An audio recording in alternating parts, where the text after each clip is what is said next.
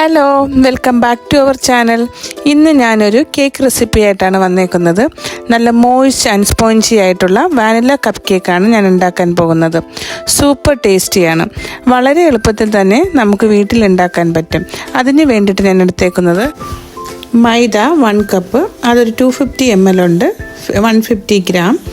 പിന്നെ ഷുഗർ ഞാനിത് ഒരു 1/2 കപ്പ് എടുത്തിട്ട് അത് പൊടിച്ച് വെച്ചേക്കുന്നത് ഷുഗർ. 3 എഗ്ഗ് എടുത്തിട്ടുണ്ട്. ഇപ്പോൾ എഗ്ഗ് നമ്മുടെ ഫ്രിഡ്ജിലാണ് ഇരിക്കുന്നതെങ്കിൽ അത് പുറത്തെടുത്ത് വെച്ച് റൂം ടെമ്പറേച്ചറിലാക്കണം. പിന്നെ ബട്ടർ എടുത്തിട്ടുണ്ട്. ബട്ടർ ഒരു 150 ഗ്രാം. ബട്ടറും റൂം ടെമ്പറേച്ചറുള്ള ബട്ടറാണ് എടുത്തേക്കുന്നത്. പിന്നെ baking powder 1 teaspoon. Baking soda കുറച്ച് മതി. ബേക്കിംഗ് സോഡ ഒരു 1/4 ടീസ്പൂൺ മതിയാകും. പിന്നെ വാനില എക്സ്ട്രാക്റ്റ് അത് ഒരു 1 ടേബിൾ സ്പൂൺ. ഇപ്പോൾ നമ്മുടെ കയ്യിൽ വാനില എസൻസ് ആണെങ്കിൽ വാനില എസൻസ് എടുത്താൽ മതി. ഫസ്റ്റ് നമുക്ക് ഡ്രൈ ഇൻഗ്രീഡിയൻസ് പ്രിപ്പയർ ചെയ്യാം. അതിന് വേണ്ടിയിട്ട് ഒരു ബൗളിൽ മൈദ, ബേക്കിംഗ് പൗഡർ, ബേക്കിംഗ് സോഡ എല്ലാം കൂടെ ഇട്ട് നമ്മൾ അരിച്ച് മാറ്റി വെക്കാം. ഒരു 2 to 3 ടൈംസ് എങ്കിലും നമ്മൾ അരിച്ചെടുക്കണം. അത് നന്നായിട്ട് മിക്സ് ചെയ്ത് മാറ്റി വെക്കാം. ഒരു സ്പാച്ചില ഉപയോഗിച്ച് നന്നായിട്ട് മിക്സ് ചെയ്ത് വെക്കുക. അപ്പോൾ ഈ ഡ്രൈ ഇൻഗ്രീഡിയൻസ് എല്ലാം ബേക്കിംഗ് സോഡയും ബേക്കിംഗ് പൗഡറും എല്ലാം നന്നായി മിക്സ് ആകും. നെക്സ്റ്റ് വേറൊരു ബൗളിലോട്ട് നമ്മൾ റൂം ടെമ്പറേച്ചറിലാക്കി വെച്ചേക്കുന്ന ബട്ടർ ഇട്ട് കൊടുക്കുക. അതിലോട്ട് തന്നെ നമ്മുടെ പൊടിച്ച് വെച്ചേക്കുന്ന ഷുഗർ ആഡ് ചെയ്ത് കൊടുക്കുക. കുറേശ്ശെ ഷുഗർ ആഡ് ചെയ്ത് കൊടുക്കുക. അതിൻ്റെ കൂടെ വാനില എക്സ്ട്രാക്റ്റും കൂടെ ആഡ് ചെയ്തിട്ട് ഒരു സ്പാച്ചില ഉപയോഗിച്ച് നമുക്ക് ജസ്റ്റ് ഒന്ന് മിക്സ് ചെയ്ത് കൊടുക്കാം. അല്ലെങ്കിൽ നമ്മൾ ബീറ്റ് ചെയ്യുമ്പോൾ ഈ ഷുഗർ നമ്മൾ പൊടിച്ചതായതുകൊണ്ട് ഷുഗർ പറക്കും. അതുകൊണ്ട് നമുക്ക് ജസ്റ്റ് നമ്മുടെ സ്പാച്ചില കൊണ്ട് ഒന്ന് മിക്സ് ചെയ്ത് കൊടുക്കുക. അതിനുശേഷം നമുക്ക് ബീറ്റ് ചെയ്യാം. ബീറ്റ് ചെയ്യുന്നത് ലോ ടു ഹൈ സ്പീഡിലിട്ട് ബീറ്റ് ചെയ്യാം. ഫസ്റ്റ് ലോ സ്പീഡിൽ തുടങ്ങിയിട്ട് പിന്നെ ഹൈ സ്പീഡിൽ മീഡിയം ഹൈ സ്പീഡിലോട്ടാക്കി നമുക്ക് ബീറ്റ് ചെയ്ത് കൊടുക്കാം. ബീറ്റ് ചെയ്യുന്നത് നമ്മൾ ബട്ടറിൻ്റെ കളർ മാറി വരുന്നത് വരെ ബീറ്റ് ചെയ്യും. ഇപ്പോൾ ബട്ടർ യെല്ലോ കളറിൽ നിന്ന് ഒരു ഓഫ് വൈറ്റ് കളർ വരെ ആകും.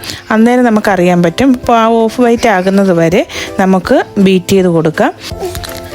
ഇടയ്ക്ക് സ്പാച്ചില വെച്ചൊന്ന് ഇളക്കി കൊടുക്കാം. അത് കഴിഞ്ഞിട്ട് ആ ഓഫ് വൈറ്റ് കളറായി കഴിയുമ്പോൾ നമുക്ക് എഗ്ഗ് ആഡ് ചെയ്യാം. എഗ്ഗ് ആഡ് ചെയ്യുന്നത് എഗ്ഗ് 1 by 1 ആയിട്ട് വേണം ആഡ് ചെയ്യാൻ. അതായത് 1 എഗ്ഗ് ആഡ് ചെയ്തിട്ട് ഒന്ന് മിക്സ് ചെയ്യുക. ജസ്റ്റ് ഒന്ന് മിക്സ് ആയാൽ മതി. എഗ്ഗ് ഒന്ന് മിക്സ് ആയി കഴിയുമ്പോൾ രണ്ടാമത്തെ മൂന്നാമത്തെ എഗ്ഗ് നമുക്ക് 1 by 1 ആയിട്ട് ആഡ് ചെയ്ത് കൊടുക്കാം. എഗ്ഗ് ഒന്ന് മിക്സ് ആയാൽ മതി. പിന്നെ ഒത്തിരി ബീറ്റ് ചെയ്യേണ്ട ആവശ്യമില്ല. പിന്നെ നമുക്ക് ഒരു സ്പാച്ചില ഉപയോഗിച്ച് ഇതെല്ലാം ഒന്ന് യോജിപ്പിച്ചെടുക്കാം. ഇതിലോട്ട് നമുക്ക് ഡ്രൈ ഇൻഗ്രീഡിയൻസ് കുറേശ്ശെ ആഡ് ചെയ്യാം. പിന്നെ നമുക്ക് ബീറ്റ് ചെയ്യേണ്ട, സ്പാച്ചില ഉപയോഗിച്ച് തന്നെ നമുക്ക് മിക്സ് ചെയ്യാം. ഡ്രൈ ഇൻഗ്രീഡിയൻസ് കുറേശ്ശെ ആഡ് ചെയ്താൽ മതി. മിക്സ് ചെയ്യുമ്പോൾ നമ്മൾ പ്രത്യേകം ശ്രദ്ധിക്കുക. 1 ഡയറക്ഷനിൽ മാത്രം നമ്മൾ സ്പാച്ചില ഉപയോഗിച്ച് മിക്സ് ചെയ്യാൻ ശ്രദ്ധിക്കുക.